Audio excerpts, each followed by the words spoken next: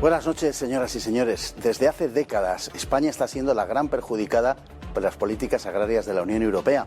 Bruselas ha sacrificado este sector a sus proyectos globalistas, primando los tratados de libre comercio con países africanos a los acuerdos intracomunitarios, lo que a nuestros gobiernos no ha parecido importarles lo más mínimo durante todo este tiempo.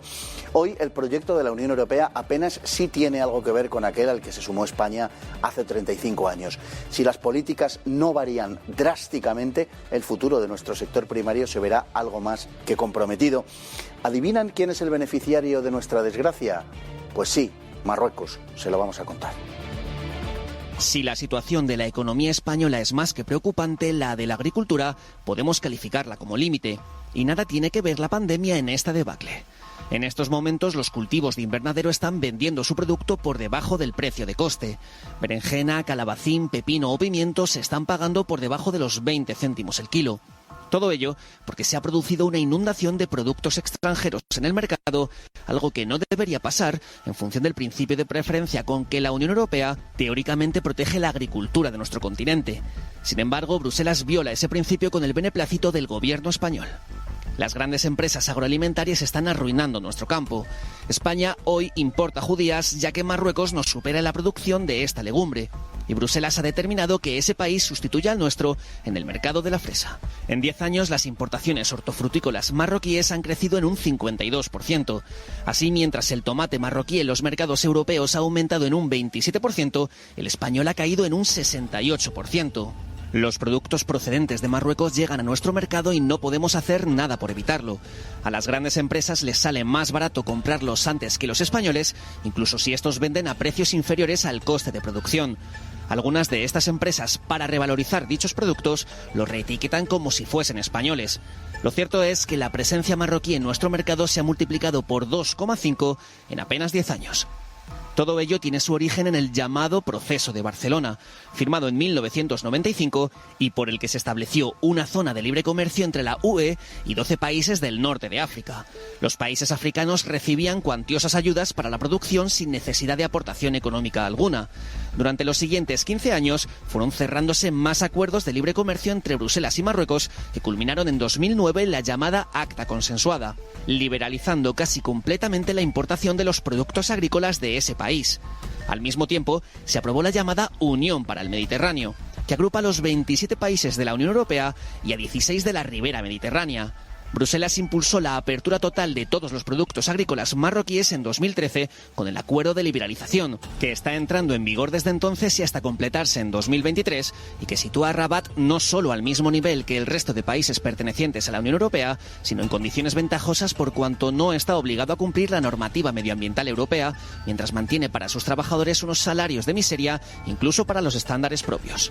Otros 2 acuerdos se firmaron con Marruecos. Uno de ellos, el Estatuto Avanzado, intercambia beneficios económicos a cambio de la apertura política del país. De hecho, la mayor parte de la ayuda europea a los países norteafricanos se dirige a Marruecos, que se ha concretado en el Plan Marruecos Verde, cuyo monto asciende a todo lo que España aporta a la Unión Europea.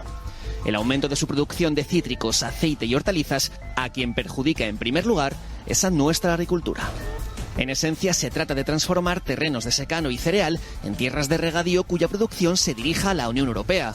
Una producción exonerada del pago de aduanas en territorio comunitario y financiada por algunos de los principales fondos de inversión del mundo, como el Abu Dhabi Investment Authority y, por supuesto, las grandes inversoras europeas del sector, que poseen 2/3 de las compañías de frutas y hortalizas. Los bajos salarios, la devaluación de la moneda y la alta permisividad fitosanitaria impiden que España pueda competir con ellos.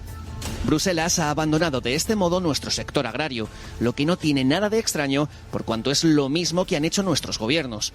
Todo ello, nuestra ruina, a mayor gloria del proyecto globalista de la Unión Europea. Y en algún lugar del Levante tenemos a don Víctor Viciedo, autor de La traición europea. Don Víctor, muy buenas noches. Hola, buenas noches, Fernando, y buenas noches a toda la audiencia. Bueno, un placer contar con usted. Vamos a ver, los europeos nunca han sido informados de todos estos cambios. Los europeos han permanecido ajenos a la transformación de la naturaleza de la Unión Europea. Se ha hecho a espaldas de la población. Sí, por supuesto. Vamos a ver, hay un total oscurantismo en todo el proceso de la firma de todos estos tratados internacionales. Hoy estamos tratando el de Marruecos, pero ya sabe que también tenemos el de Egipto, el de Turquía, el de Sudáfrica. Y bien, todos estos acuerdos se están firmando a espaldas de los ciudadanos. Se está transformando el mercado único europeo en mercado global y se está violando continuamente el principio de preferencia comunitario sin que los ciudadanos nos enteremos y sin que haya ningún medio de comunicación que lo denuncie. Lo primero que deberíamos saber cuando se firma un tratado de estos es cuál es el estudio de viabilidad, a quién beneficia, a quién perjudica. Todo esto posiblemente se haga, yo no digo que no, pero desde luego nosotros no nos enteramos, los medios de comunicación no nos informan. Tampoco se debate en los parlamentos nacionales. Yo la verdad es que no recuerdo que se haya debatido el acuerdo de Marruecos y las condiciones en el Congreso de los Diputados o se haya aprobado en el Senado. Directamente nuestro presidente del Gobierno en el Consejo Europeo, digamos que aprueban que se realicen estos acuerdos y a continuación pasan a la Comisión Europea. Y esto es lo más preocupante, porque claro, en la Comisión Europea ellos son los que tienen que negociar y redactar estos acuerdos. En realidad, ¿quién participa en estas negociaciones? ¿Son solo organismos nacionales? ¿Son técnicos o estamos hablando también de empresas? Ya sabemos que en la Comisión Europea los lobistas revolotean por encima de los funcionarios europeos para sacar ventajas. Y lo más preocupante es que luego, cuando llega al único organismo democrático de la Unión Europea, que sería el Parlamento Europeo, pues nos enteramos que, por ejemplo, el acuerdo con Sudáfrica se les entregó a los eurodiputados 2 días antes de la votación centenares de folios para que fueran leídos y a continuación aprobar el tratado. Obviamente yo creo que no se lo leerían y además lo que harían es seguir lo que les diría su grupo político, votar Así sí, es, no o don abstención. Víctor. Está claro que bueno, acaba de retratar un panorama verdaderamente oscurantista en cuanto a que estas decisiones las toman determinados grupos de poder, algunos a nivel europeo, otros a nivel español, pero está claro que en todo caso esto no se debate en el Parlamento, no se informa a la población y efectivamente los medios de comunicación permanecen absolutamente silentes sobre este asunto, lo que bueno ha producido la transformación de la Unión Europea original a la que nos adherimos en los años 80 en otra cosa que es completamente distinto. Hay un tema particular que es la política agraria común, a la que España contribuye con unos 13-14 mil millones de euros y que resulta que luego nos dan una serie de ayudas, y solo se nos cuenta por parte de los medios de comunicación la parte de ayudas que se nos da, pero lo que no se nos dice es que incumple sistemáticamente Bruselas el principio de preferencia comunitaria, causando un daño mucho mayor que aquello que en lo que nos ayuda, vaya.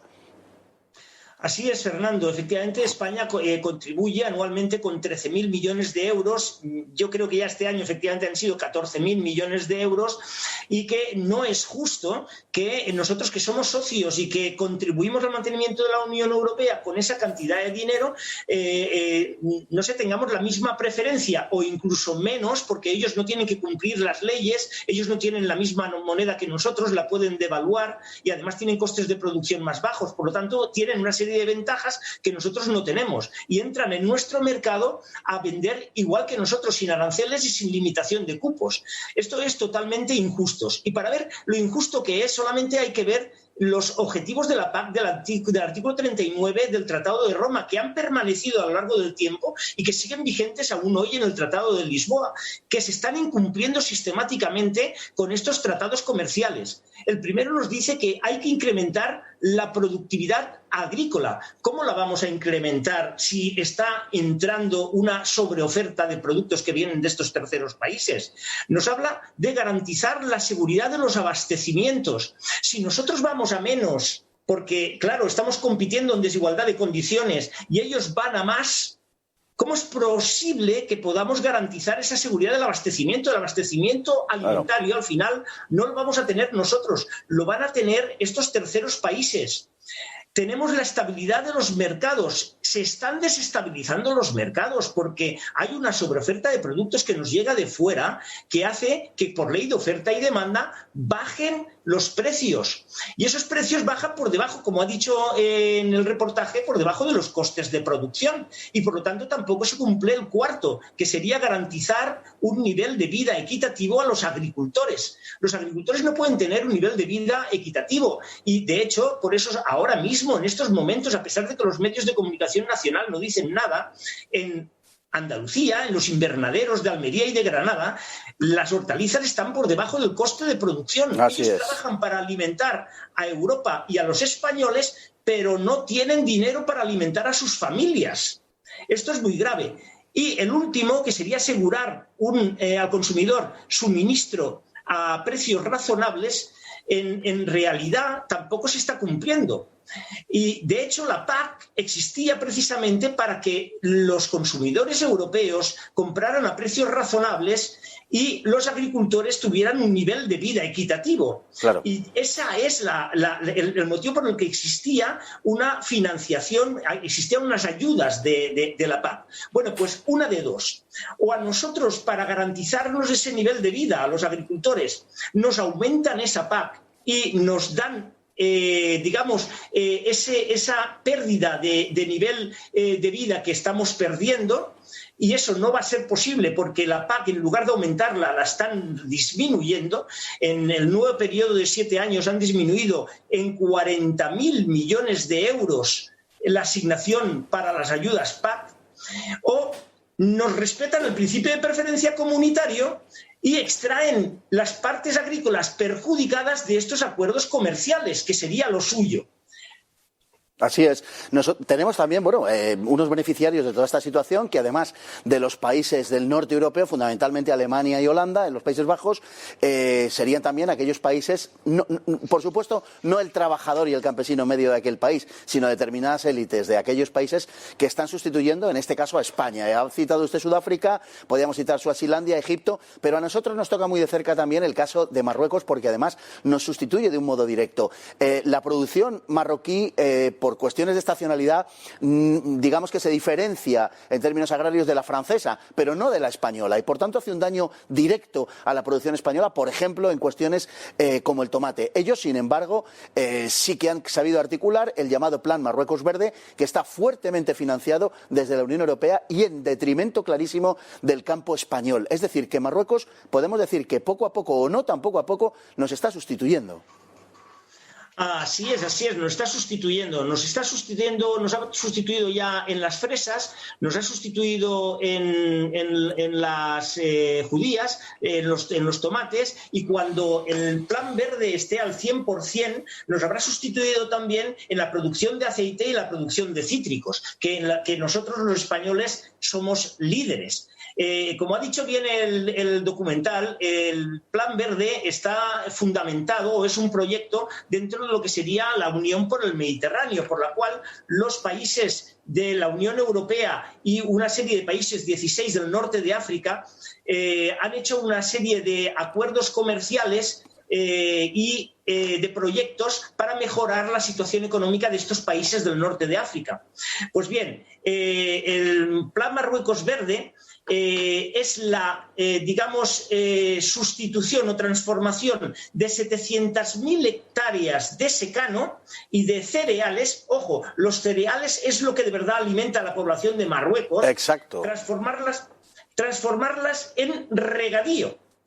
¿Vale? Entonces, para eso están dotando de una serie de subvenciones 1.071 euros por hectárea a todos aquellos que inviertan en esto, para llamar a los inversores europeos. Y por eso, pues el Fondo de Inversiones Abu Dhabi ha invertido en tierras en Marruecos, en producción en Marruecos, y también todas estas grandes corporaciones agroalimentarias holandesas, bueno, vamos a decir de Países Bajos y del norte de Europa, pero también las españolas están invirtiendo allí, de tal forma que 2/3 de las compañías que están invirtiendo ahora mismo en Marruecos son europeas, y por eso, para beneficiar a estas compañías europeas, es para lo que se están haciendo estos acuerdos comerciales con Marruecos.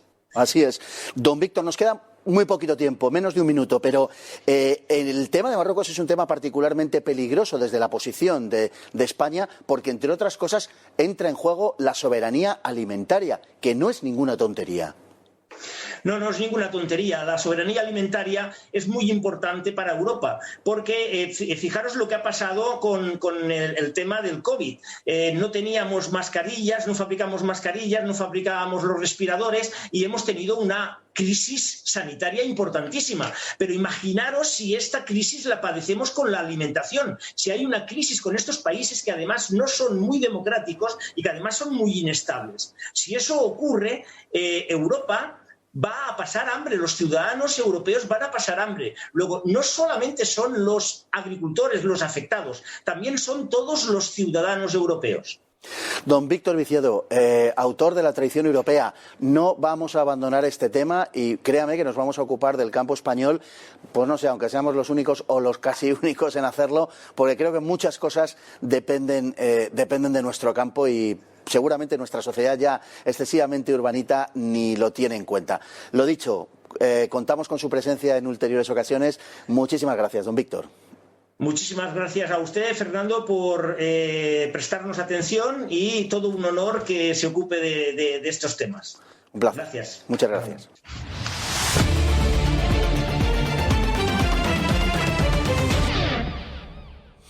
Y en nuestra hemeroteca de hoy nos trae la noticia a través del Twitter que dice lo siguiente. Hoy, hace 20 años, el terrorismo asesinó a Ernest Lluch. Se trata de un tuit del presidente de gobierno. Hoy honramos tu memoria. Gracias por tu gran labor política, tu ejemplo y valentía. Gracias por hacer de todos la sanidad pública. Con ella hoy se combate la pandemia y se salvan miles de vidas. Gracias, Ernest. Así que a Ernest Lluch lo mató el terrorismo, una especie de anónimo ente ectoplasmático. El terrorismo. No, Pedro, no. A Ernest Lluch, como a otros 1000 españoles, lo mató ETA. O sea, tus socios. Lo mató esa gente con la que te abrazas y de la que tus parlamentarios dicen que son maravillosas personas. No solo eres un ególatra narcisista, como todo el mundo sabe, al que nada le importa sino él mismo. Además, no hay indignidad que se te resista. Pero bueno, eso ya lo sabes tú, ¿verdad, Pedro? Se han escrito tantas cosas, ¿no? Se decía a principios de año que yo iba a vender mi alma para ser presidente del gobierno y que iba a aceptar el chantaje de Iglesias de la vicepresidencia con el CNI, con la policía propia, cargándonos la independencia de los jueces y fiscales, que íbamos a hacer descansar la gobernabilidad de España en fuerzas independentistas. Bueno, yo creo que he reivindicado el proyecto autónomo del Partido Socialista, que podía haber sido hoy presidente del gobierno a un precio que ni yo creía en él, ni tampoco creo que se merecieran los españoles. Y este y los amigos de este son los que quieren controlar las mentiras en los medios de comunicación y en las redes sociales. En fin, vámonos a publicidad.